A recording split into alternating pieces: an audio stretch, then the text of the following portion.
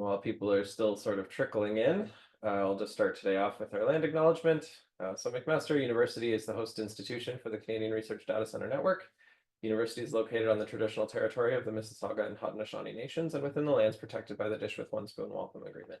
We begin our session today by giving honor and thanks to the Haudenosaunee and Anishinaabe Nations, and to recognize our responsibility to respect and honor the intimate relationship Indigenous peoples have to the land. You can visit Native Land Digital, a space where people can learn more about the lands they inhabit, the history of those lands, and how to actively be part of a better future going forwards together. So today, speaking at our open mic session is Martin LeVay from Statistics Canada. He's the unit head for the Center for Labour Market Information. And he's going to share a slideshow with us today. I will be able to make the slides available after the session, so no worries about that. And we'll go ahead and turn it over to Martin. So if everyone can just make sure to turn your cameras off while Martin's speaking, that would be wonderful. Okay, hello everyone. I'm just going to take a moment to share my screen.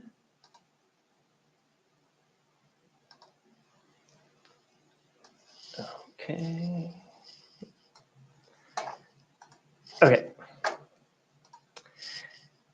So I think we are good to go. So hello everyone. Sorry, Martin, you might be on the wrong monitor. I just wasn't seeing your slides. Okay. How about now? Much better. Okay, perfect.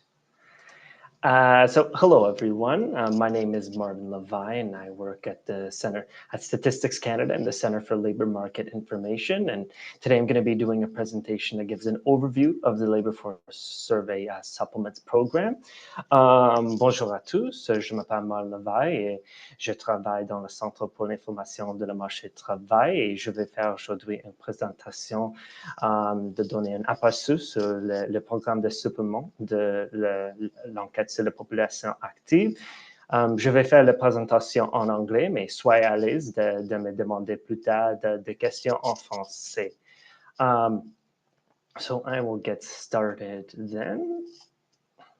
So I'm going to be talking about a couple of different things today. So first, I'm going to start with an overview of what is the Labour Force Survey, or you'll often hear me referring to it as the LFS. Then I'm going to talk a little bit about the overarching frameworks that guide the supplement program. Then I'll touch on organizational and technical details of the LFS supplements, note down some of the themes and topics that are covered in LFS supplements, and finish off by highlighting some recent analysis that's been done using the LFS supplements. So first of all, I'm going to talk about what is the Labour Force Survey, or the LFS. And as many of you already know, the LFS is one of Statistics Canada's largest surveys. It's a mandatory survey collected among approximately 62,000 households. And it provides up-to-date information on labor force characteristics and employment characteristics of people who are residents of Canada. Selected households stay in the sample for 6 months, and one well-informed member of the household responds on behalf of all of the members, which is something that we call response by proxy. This is going to be an important point to recall. I'll touch on this later in the presentation as well. So the LFS is focused on measuring labor supply, and sort of the primary objective of the survey is to classify the working age population into 3 mutually exclusive categories: employed, unemployed, and out of the labor force, based on measures endorsed by the International Labour Organization. And the LFS is also designed specifically to measure month-to-month changes in these characteristics. So perhaps slightly less well known is the fact that the LFS collects a wide range of data, which helps describe the employment characteristics of Canadians. So we have a number of different socio-demographic characteristics that we have information, such as age and gender. Gender is something that's now available in the Labour Force Survey as of January of this year. Immigration status, information on racialized populations, etc. And we also have a wide variety of employment characteristics or unemployment characteristics as well too. So things like the hours of work, wages, whether someone's an employee or they're self-employed, or their union coverage, etc. And on the basis of this vast array of data, the labor force survey can already provide many valuable results and insights on both the quantity, but also the quality of employment. And by quality of employment, we mean the different aspects of employment that can affect the well-being of persons. However, since the LFS plays such a vital role in producing key economic indicators such as unemployment and labor force participation rates, there are some concerns with minimizing response burden in order to ensure that the survey is able to continue to produce high quality and reliable estimates.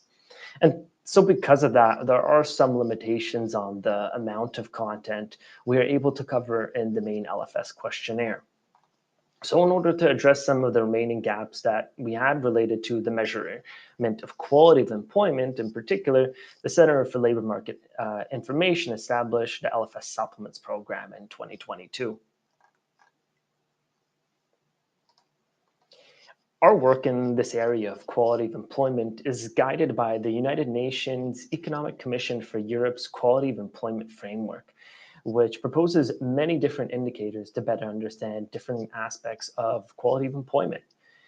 And Statistics Canada actively participated in the development of this handbook, which has sort of a wide variety of information in it. And it's divided into sort of 7 broader dimensions that cover various aspects of quality of employment, such as skills development and training, social dialogue, work time and work-life balance, etc. As you can see on the screen. And for each of these different dimensions, there's indicators within that are more specific concepts. Things like the proportion of mothers and fathers who are in employment, for instance. And this handbook really goes into a lot of detail, providing indicators that shed light on the well-being of individuals who are in employment, and kind of organizes that in an in-depth way. So beyond just quality of employment, which is kind of one of the major drivers of the introduction of the supplement program, a second important consideration for us is forms of employment. So the world of work has been increasingly changing, and there's a need to provide a broader framework to understand all of the ways in which employment is changing. For instance, how can we make sense of the emergence of remote work, or evolutions in permanent or temporary work, changes in employment insurance systems, and the impact of all of these things on the well-being of workers? So from 2021 to 2022, Statistics Canada led the United Nations Economic Commission for Europe's Task Force on Forms of Employment, which aims to develop a conceptual framework that can enable the production and dissemination of coherent data on forms of employment. So what exactly do I mean when I'm talking about forms of employment? And there's kind of 2 main aspects of forms of employment. And the first core aspect of it is work relationships. So, this is defined specifically in the International Classification of Status of Employment. At Statistics Canada, we often refer to this as class of worker. So this is that classification of individuals between whether they're employees, public sector, private sector, or they're self-employed or contributing family workers, etc. So that's kind of an important aspect of looking at forms of employment. And then the other important aspect is looking at work modalities. And for this, we don't have an international set framework or set of rules, but these modalities refer to the ways in which work is coordinated, performed, and compensated over time and in space. So a couple of examples of what I mean by work modalities is for instance, like working time, whether you're working part-time or full-time, you're doing day shifts or night shifts, or working on the weekend, or whether one has flexibility in choosing the start or end of their hours, or how many hours to work, etc. Then another aspect or another work modality is work location. Are you working at home, outside of the home? Is there a hybrid work arrangement, etc.?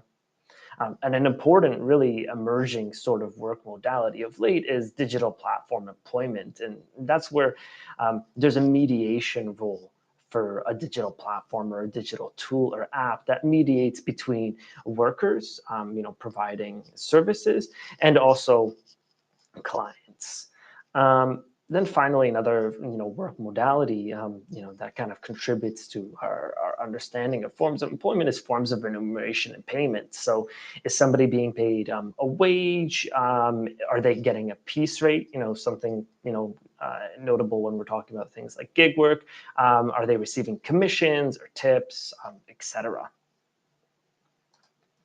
So now that I've kind of gone over a little bit of our guiding frameworks for the LFS supplements program, I'll describe briefly what are the different components of the supplements program. And I would say before I get into the details of any of these specific ones, one thing that I would mention, which is pretty notable, is that the labor force survey is a mandatory survey, whereas all of our supplements are voluntary. So that's kind of an important distinction there. The monthly supplement to the labor force survey, otherwise known as labor market indicators or LMI, is collected immediately after respondents complete their LFS questionnaire.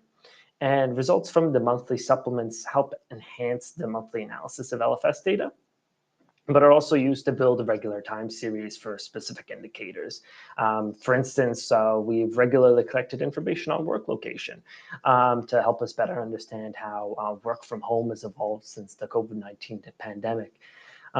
And another sort of important purpose for the monthly supplement to the labor force survey is to have an ability to fill new and emerging information needs.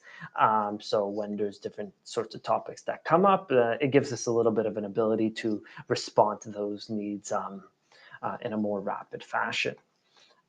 Secondly, we have 2 quarterly supplements, which are collected from July to September and from October to December.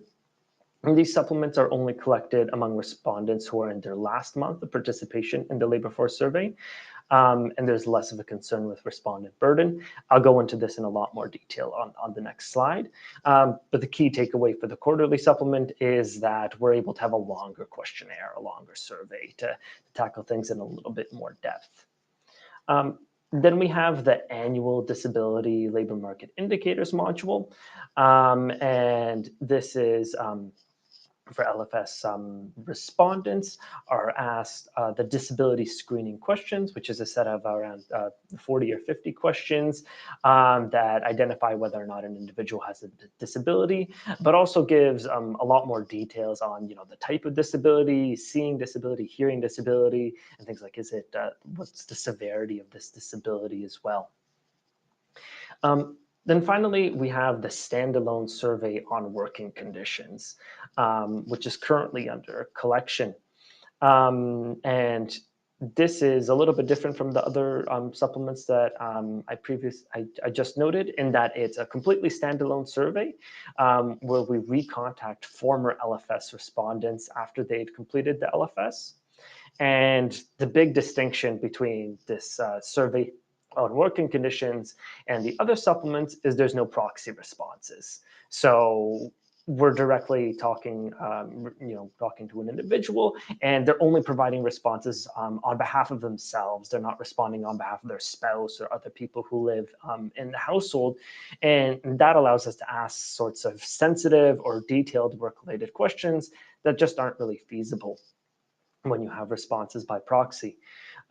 Notably, it's a much longer questionnaire that covers multiple different dimensions, and it's really built for being able to do multivariate analysis and develop job quality profiles. So now I'm going to go into a little bit more detail of how exactly we organize these different supplements within the context of the labor force survey itself.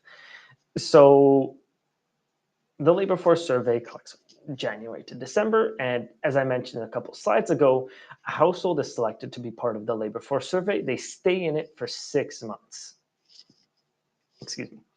And we kind of subdivided the different months that respondents are in the labor force survey to balance our concerns regarding response burden and also trying to meet our information needs.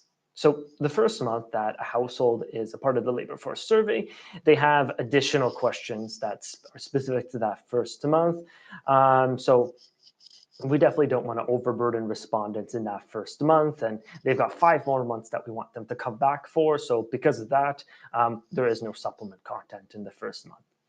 Then in the second and third, fourth, and the fifth month that a household is part of the LFS, in those months, at the end of the LFS questionnaire, they get asked a monthly supplement.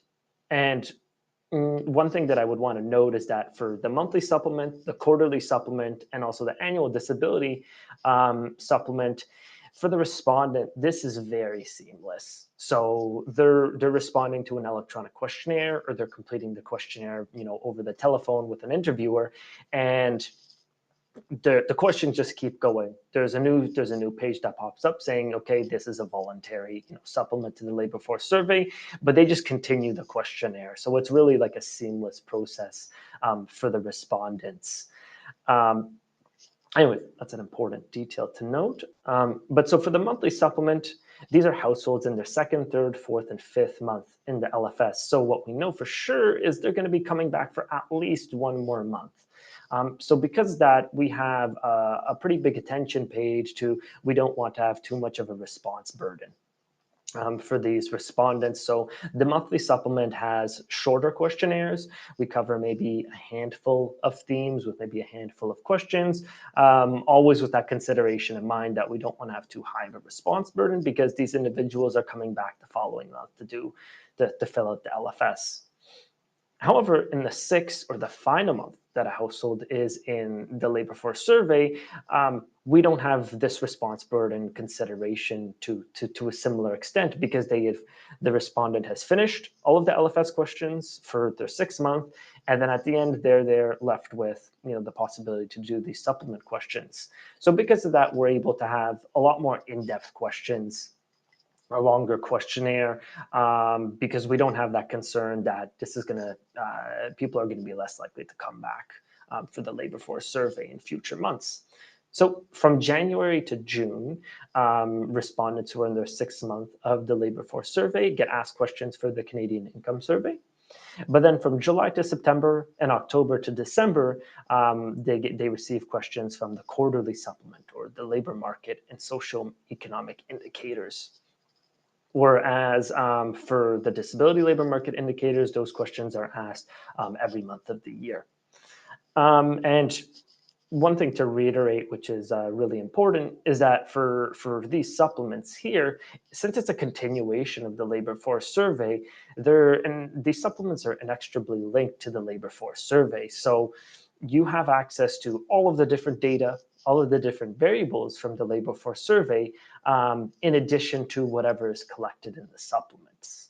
And the second important thing to note is all of these supplements are going to be a subset of respondents from the labor force survey.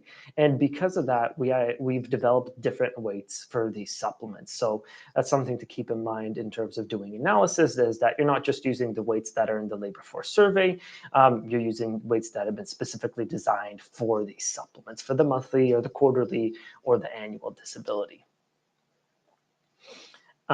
There's one additional action that's taken for the disability module, the annual disability supplement, and that's where households in their final or 6 months of the labor force survey, we randomly select one household member for which the disability screening questions are completed. So this has kind of 2 main aspects to it. First of all, there's a response burden consideration, because the disability screening questions are rather long. And by randomly selecting one household member, we also decrease the proportion of proxy responses. So in the labor force survey, the proportion of proxy respondents is around 65%, whereas by randomly selecting one household member, this declines to around 35%. So then in terms of sample sizes, what do we have to work with? So just as a reminder, this is a sample size for the total in-scope population, the average sort of sample size. So if you're looking at employed people, that's going to be around 60% of these numbers. Unemployed people, around 6% of these numbers. So that's important to keep in mind. But for the annual disability data, around 80,000 individuals. For the monthly labor market indicator supplement, about 45,000. For the quarterly, around 34,000. And for the Canadian Survey on Working Conditions, an estimated 23,000. It's currently in collection, so that's just an estimated ballpark that we're working with right now. And so an important thing to note, as I was talking, the LFS and the supplements are inextricably linked. So you're going to have to link to the labor force survey to make use of the supplements. So the linking process is relatively straightforward. For the quarterly and annual supplements, you would link based on the year variable, the month variable, the household ID, and the line variable, which is the what person you are within the household. So if there's two people, there's a 1 and a 2 value, basically. Then for the monthly supplement or the LMI, it's even simpler because the LMI, the content is changing from month to month. So you're only going to be linking to that one specific month of the LMI to get to the information from the LFS, and you're just going to link based on the household ID and that line or person ID. So then there's the universe of the supplements. So this is very similar to the universe that we see in the labor force survey. So it includes the non-institutionalized population in the 10 provinces aged 15 to 69. So what does this exclude? Notably, this excludes the 3 territories, excludes individuals living on reserves and other Indigenous settlements, full-time members of the regular Canadian Armed Forces, and remote areas. And so individuals living on reserves, full-time members of the regular armed forces, and remote areas, these 3 groups represents less than 2% of the Canadian population outside of the 3 territories. So it's a relatively small portion. And then in terms of age exclusions, we always exclude individuals under 15. In terms of the upper bound for age, there is a little bit of variation. For the monthly supplement, it's generally going to be 15 to 69, as well as the quarterly. There are some exceptions where we have content on pensions or retirement. Then we do have individuals 70 and over included. And for the disability labor market indicators, the annual disability data, then there we also include individuals who are 70 and over. I'm just going to have a drink.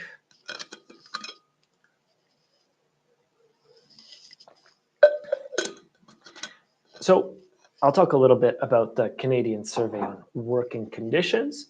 So I kind of talked a little about this earlier, but just to show you in a little bit more detail, it covers sort of a wide range of different aspects of quality of employment, ranging from things about the physical environment, working time, career prospects, and measurements of well-being. And this is where the lack of proxy responses in this survey, that's one of the main powers of it. So we can ask about things like bullying and harassment, discrimination. These are, sensitive topics, which, other household members might not be aware of if somebody in their household is experiencing bullying or harassment at work. And it also allows us to ask more detailed and specific questions about working conditions or work in general. So, is your spouse going to necessarily know that you use AI at work, or what types of AI do you use at work, for instance? So that's kind of one of the main selling points of the Canadian Survey on Working Conditions is the lack of proxy respondents compared to our other supplements. And then at the same time, it's just a wide range of information all together in one file. So in terms of being able to do multivariate analysis, there's a lot of content here to work with. So I'm going to go over a little bit the topics that we cover in the monthly supplements. So the most common topic the most prevalent one that we've done is work location. So we have questions on usual work location, whether you work only at home, do you work outside of the home, do you have sort of a hybrid work arrangement, and also the proportion of hours worked at home. Then beyond that, we have regular enough collection on topics such as digital platform employment. This is a topic which we usually collect in December. And by digital platform employment, I'm talking about work done through Uber or Skip the Dishes, or under certain circumstances, selling goods online in order to earn an income. various other topics like intentions to leave your job or the financial difficulty of households. That's an interesting theme that we have, where we have a household level question, where we ask about the household's ability to meet financial commitments, as opposed to most of our content is at the person level.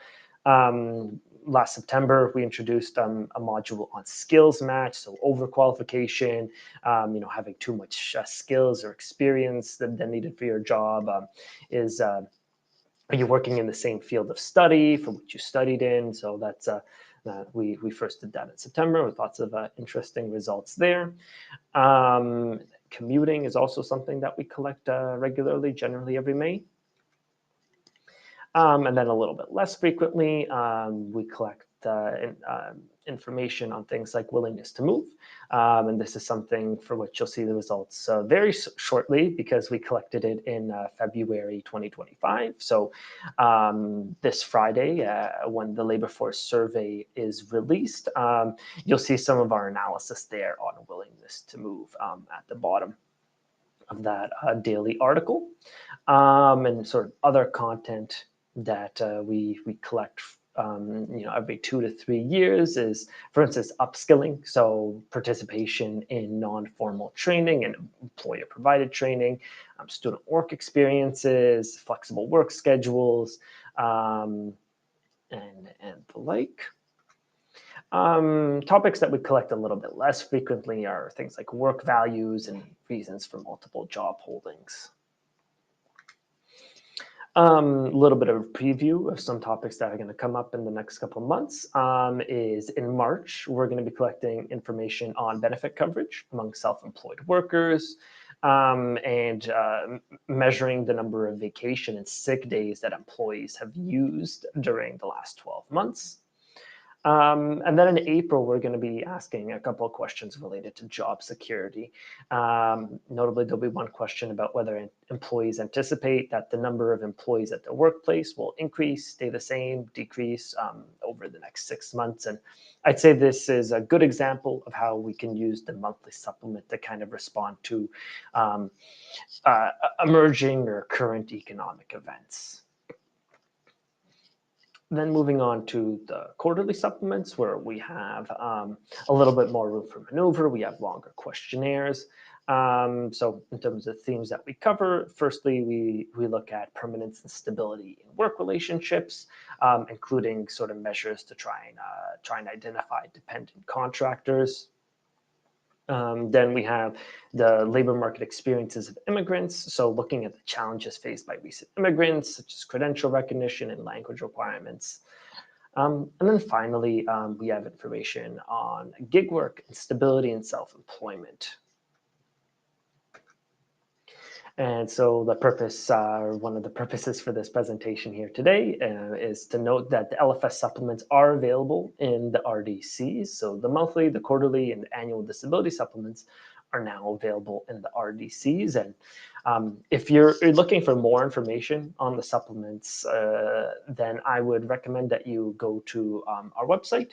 And there we have these IMDb pages. I have the links on this page here, and you can find information like the questionnaires and various methodological details at these links. And now I'm going to just spend a little bit of time just quickly highlighting some of our recent analysis that we've done using the supplements. So first, there is the analysis that we've done for the disability labor market indicators data.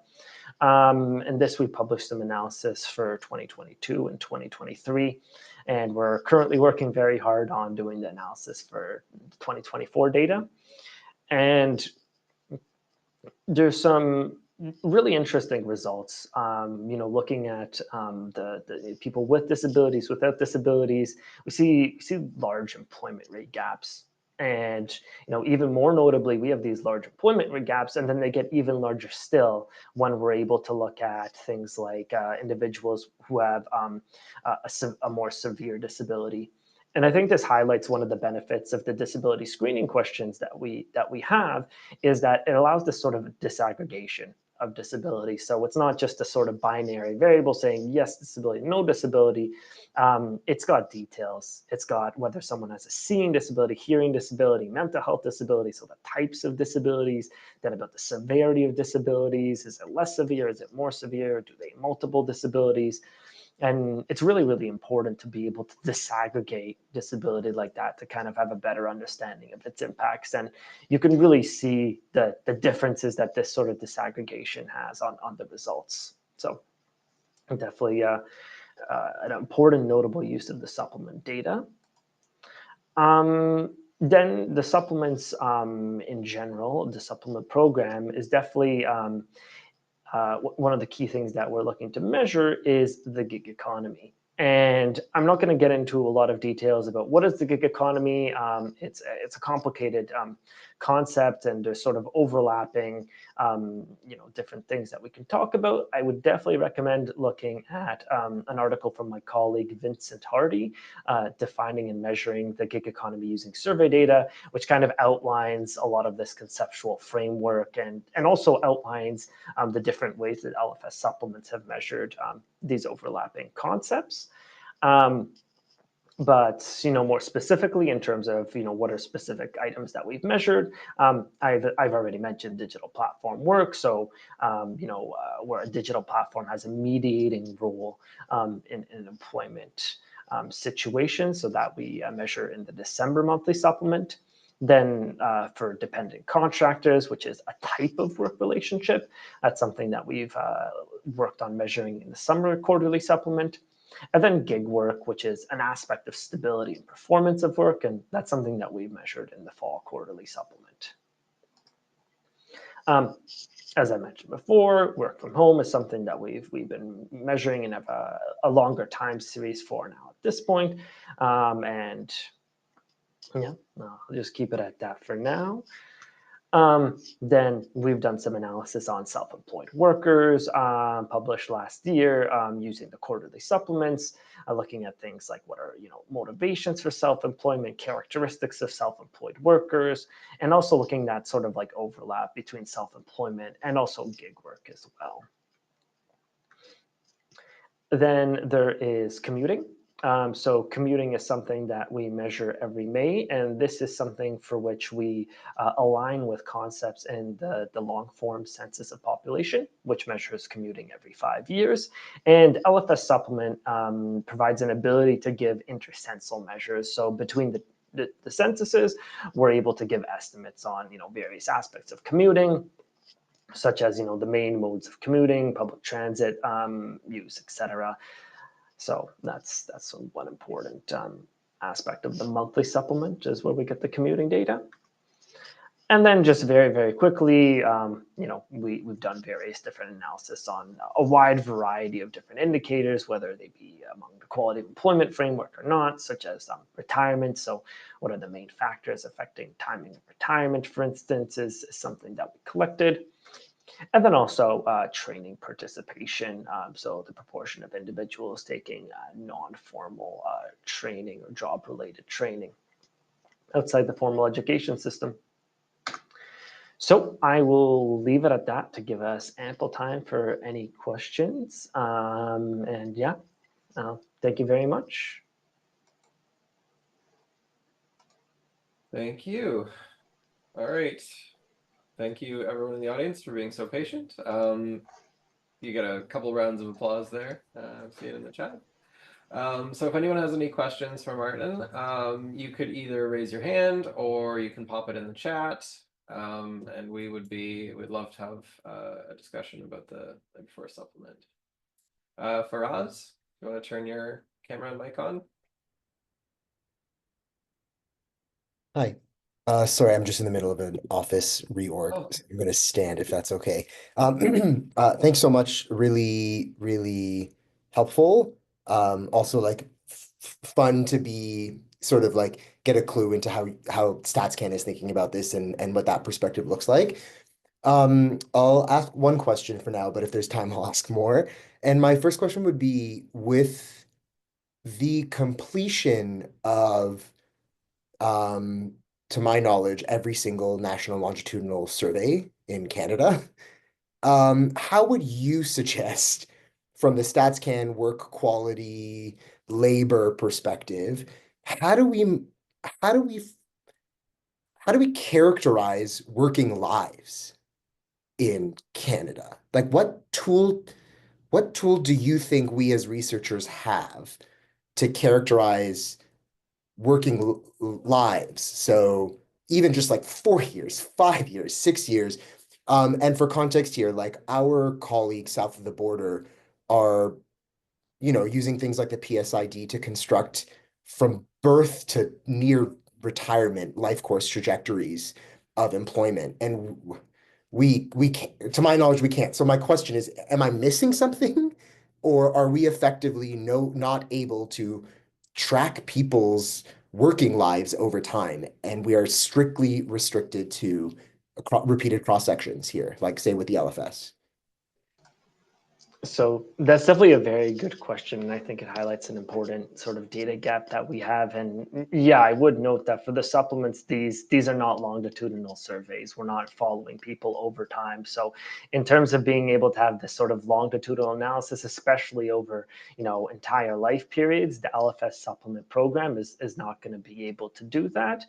But I would highlight the Canadian survey on working conditions as a future data source. It's still in collection right now. We're going to be wrapping up collection in, I believe, like June or July of this year. As that's going to be a really, really interesting data source where it won't be able to look at longitudinal aspects. Clearly, it won't do that. But it's going to look at such a very wide variety of different sorts of quality of employment indicators and aspects. So, one of the stated purposes for developing that survey is to be able to look at things like job quality profiles, like job profiles, to see like so you said, how do we characterize working lives in Canada? I would say that survey is going to be a really interesting data source where you're going to be able to cross tabulate different things. In the monthly supplement, we collect various different information. Like in January, we collected information on intentions to leave job over the next 12 months. And then we're going to collect information on willingness to move, or we did in February. Now, since they're separate months, they're kind of separate data points. Whereas in the Canadian survey on working conditions, you're going to be able to cross tabulate, a very wide variety of indicators that cover quite distinct domains, ranging from things like discrimination to job and life satisfaction. So that would definitely be my sort of pitch or recommendation as kind of a way forward on that. We have the longitudinal study of adults too. So Which is you guys completed that in 2020. And let me tell you, I have a Lisa paper under review Yeah. and I'm getting reactions from reviewers. This is pre-COVID. Why should we publish this? Yep. And I didn't find out about the Lisa being canceled until I think 2023 when I reached out to the desk and I said, "Where's the 2022?" And I got an email within like 2 hours saying 2020 was the last one. And so again, like in terms of like working lives, what I meant was like this sort of life course perspective of working life isn't a single cross section. And again, just for like you guys are doing your best and we're doing our best to give you a clue, like to a hint or like a little window into our lives. Like I am repeatedly being rejected from CIHR because people are telling me a single measurement of employment quality and job quality is a decade and a half behind in the literature. So this one feedback keeps coming back from reviewers of like, how are you only measuring this a single time? And my answer appears to be, we have no other way of doing this in Canada at present and in the immediate future, from what I can gather. Yep. Okay. Do you have any comment on that, Martin, before the next question? I'll pass that over to Vincent. Okay, well, that's his hand up. Yeah. So there we go. All right, Vincent. Thanks. Yeah, I'll just maybe add one more thought, building on what Martin was saying. Sorry. Yeah, I'm Martin is chief. Just for those of you who may not know, so I'm also connected with this program in different ways. So my first follow-up to the question that was raised, which was a really interesting one, is Just to be clear, is it the repeated measures aspect, or it's the longitudinal aspect, which is sort of the question you were asking about? So that there's a distinction obviously between the two. And I think in the case of the supplement, we're limited to repeat cross sections with which, our idea here is to ensure we are able to track the same indicator over time and provide an updated portrait of how quality of employment is evolving. On the longitudinal side of things, I think you do raise a point regarding the data gap, but I'd like to maybe point towards administrative sources as well. Understand the longitudinal survey aspect of it. There's not, a program like that at the moment, but there are administrative data files using tax data such as the longitudinal worker file, and I'm not completely sure about availability in RDCs, but certainly from the standpoint of the existence of those files on certain measures, at least you would be able to get a longitudinal component there. So maybe that's a question actually for my RDC colleagues as to whether those files are actually accessible or not. They But those are are. just a They few are, but additional thoughts. it's not Yeah. the subjective element that I think for It's not others. even frankly, Grant, it's not even the objective element, right? So we know whether you earned employment income at any time in the year and how much income. But you guys didn't spend 10 minutes at the front end of your presentation talking to us about quality of employment frameworks to then in the Q&A say you have tax data that tells us whether you were employed at some point in the tax year, which is just not, it's not gonna fly for anyone. That's fair enough. And It's not gonna fly. so, but just to be clear, your point is about the longitudinal component, because I think we're with our programs right now with the supplements, that's what the repeat cross section, to counter your point, are the goal is to provide that updated picture. But I think what you're saying is you're making a strong case specifically for longitudinal data, if I understand correctly. Yeah, I mean, there's a broader point here, which is I think we're like the only OECD country without a panel survey. Our National Statistical Agency does not have a single panel survey. Is that right? So on that, I'm not familiar with the entire work of the agency, but But think any kind of social or economic survey, labor survey. We lost SLID, we lost NPHS, we lost LISA. Yeah, listen, I can't speak to the entire agency, but all I can say is my point was more to clarify what you were saying, because we are working with the tools that we have, and we're committed to providing this updated cross section of information, which we feel strongly has added value. But yeah, I mean it's useful feedback to have, but I can't really comment on the wider programs at this point. Okay. Anybody else have any questions? Just looking. Okay. Anthony?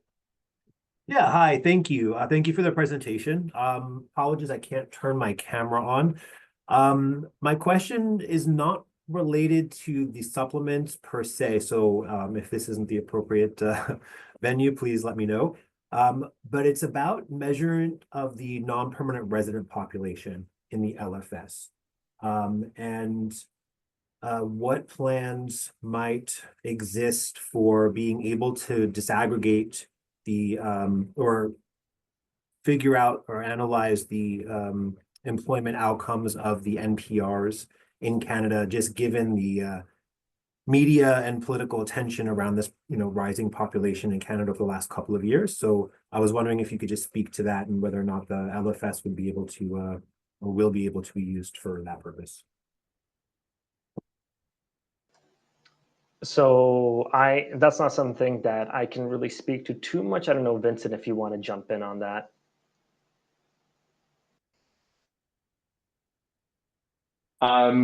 Yeah, I mean, probably all I can say at this point is that this is an area where we're active in exploring in different ways. At the moment, non-permanent residents are part of the LFS sampling frame, and their data is collected on their situation. But beyond that, at the moment, all I can confirm is that it's an area that we're actively looking at. And if you perhaps have specific questions, we'll be happy to follow up by email. But there are people within our division which are more familiar specifically with this topic that could be able to help. Gotcha. All right. Thank you very much.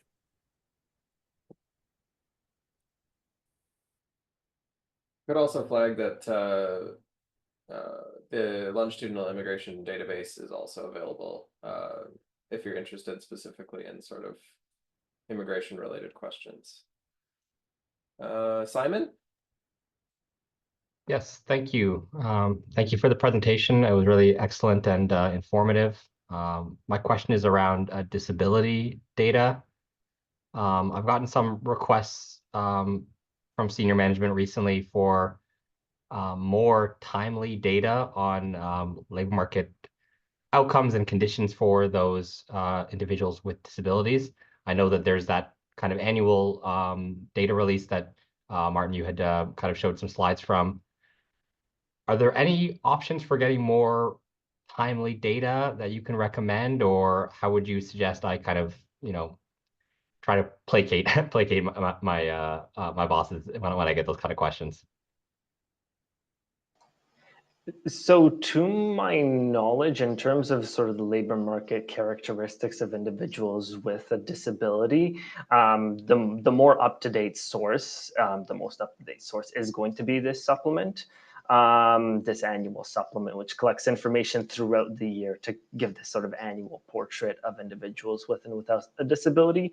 The Canadian Survey on Disability as well does include some relevant information, though as a post-census survey that happens once every 5 years. So as of my knowledge, we can look into this further, but I would say that this annual disability supplement would be probably your best bet for the most up-to-date information. Okay, and just to be clear, there are no plans, forthcoming for, like a monthly kind of version of this data set. It's going to remain annual for the time being. That's certainly something that I can bring up with colleagues, and it's as a discussion item for sure. I'll note that down. That would be awesome. Thank you so much. And yeah, thanks again for the presentation. Okay. So do we have any other questions in the audience? Simon? Thank you again for the presentation. That was very helpful. Just a quick question about a particular variable that we're interested in is this is flexibility about working hour conditions. I was wondering, is this only in the latest survey or does it go back? Do you know anything about that? So what specific question? Do you have a specific question in mind? No, I was looking at your slides and one of the variables, this was about flexibility in working hour conditions. Yeah, so actually, in April of 2025, we're going to be collecting information on flexible work schedules. And this is a topic that we collected in April 2022 as well.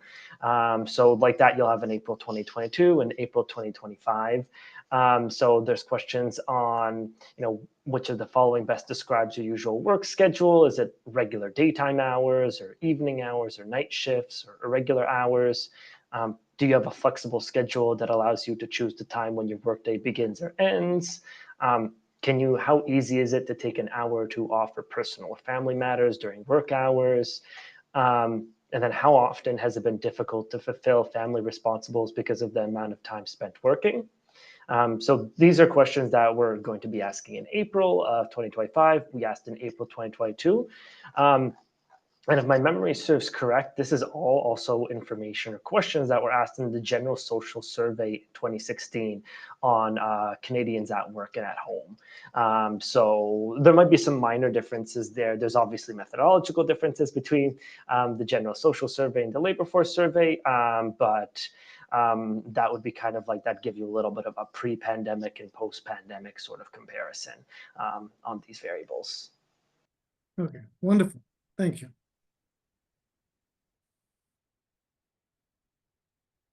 Okay, I think we have another question from Faraz.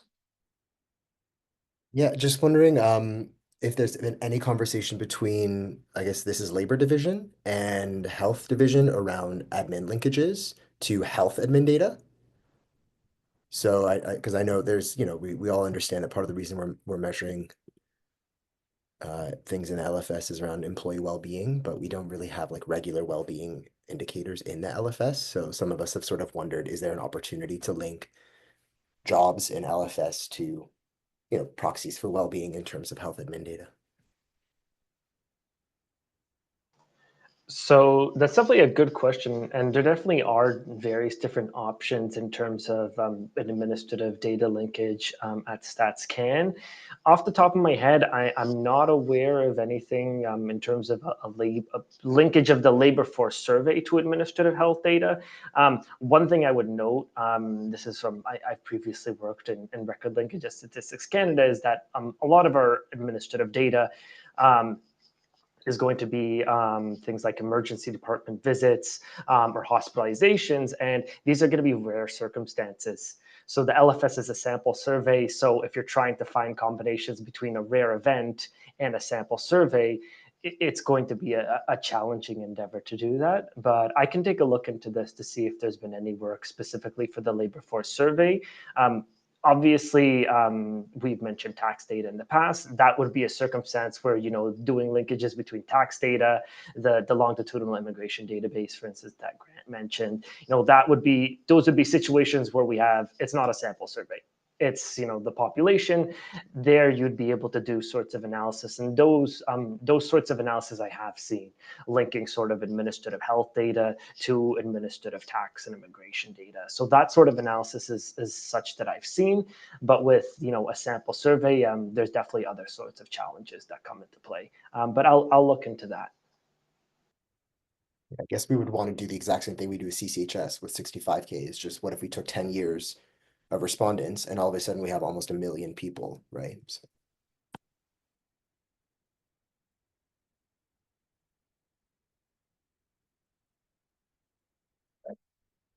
Tammy.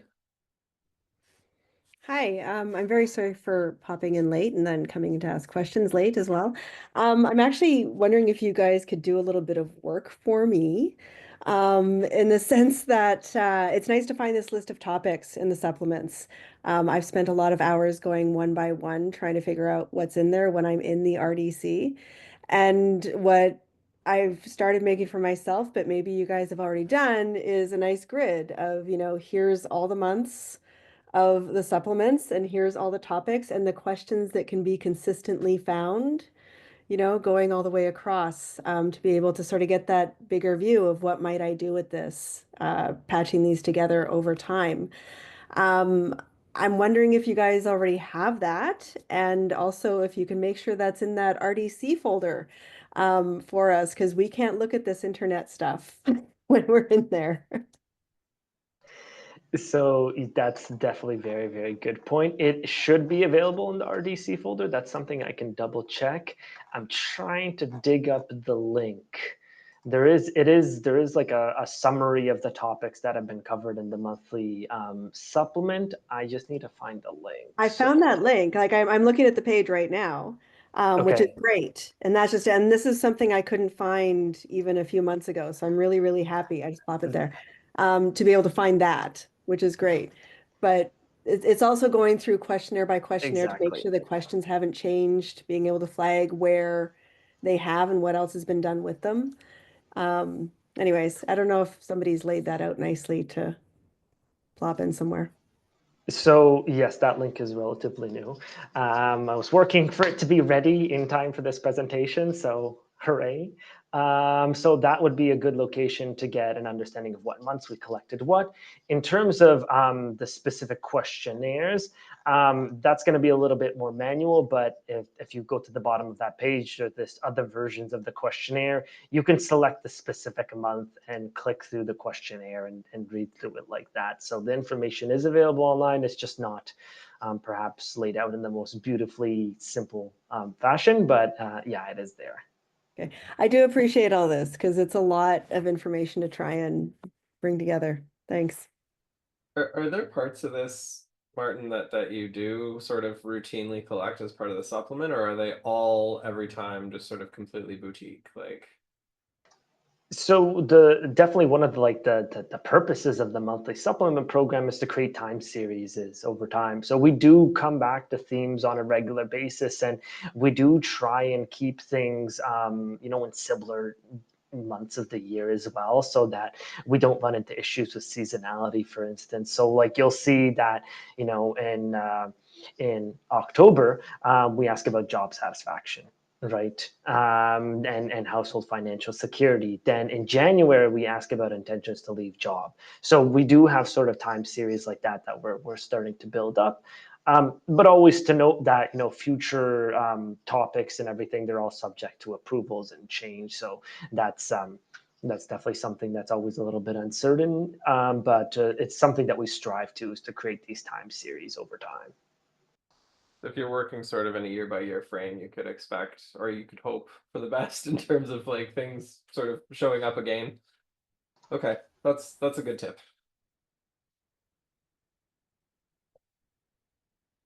I lost my attendance list here to see if anyone else has hands. Not seeing any hands. Okay, we are at 1:57. So if somebody has a 3-minute question, speak now or forever hold your peace. Going once, going twice. All right, thank you, Martin and Vincent and everyone from Statistics Canada for coming to speak with us today. And we'll see you all next time.